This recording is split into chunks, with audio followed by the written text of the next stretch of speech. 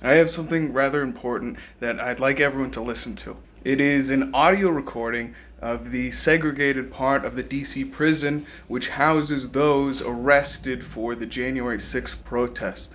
These people have been denied bail for 7 going on 8 months due to coronavirus and the nature of their crimes. So this is the first that we're going to be able to see what they've been up to.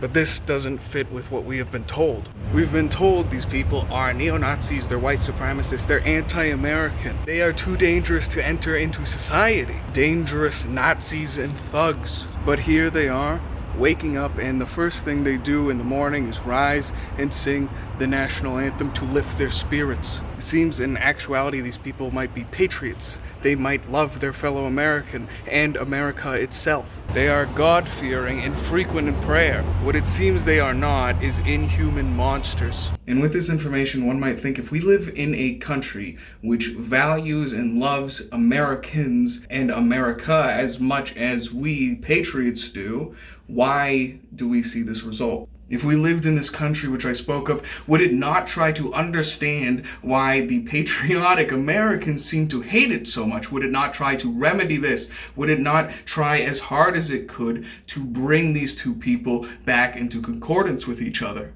But instead, the government uses every power it has to try to destroy the lives of anyone even slightly related to this. Many of these people who are being held indefinitely in horrid conditions, who are patriots, are first-time offenders and are being charged with a misdemeanor trespassing. Charged only with misdemeanors and held in solitary confinement 23 hours a day. Because when a tyranny is questioned, the only response they have is overwhelming force.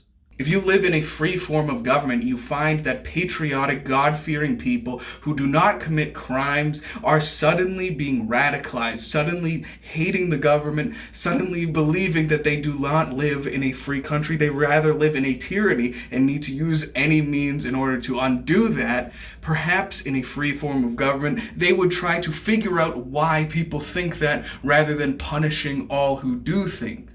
But I think the answer to this is obvious. We do not live in a country where the government loves America, where the government loves its people. We live in a country where the government hates America and has contempt for its people. When coronavirus ravages the population, when it shuts down thousands of small businesses, ruins people's lives, puts them on the street, the government cannot act. They can't get out stimulus checks. They can't do anything meaningful to help the people. All they can do is tweet or go on shows and pretend to be sorry while chastising you for not doing enough to stop coronavirus, blaming it on you. But only when they are called tyrant and traitor to their face and they get a bit concerned do you see the blood drain from them. When they actually get scared and they actually get very angry and determined to see something happen. Perhaps they love the new America which they are creating to serve them, but they are an alien entity. They feel no kinship whatsoever for the average American. They do not know him, simply.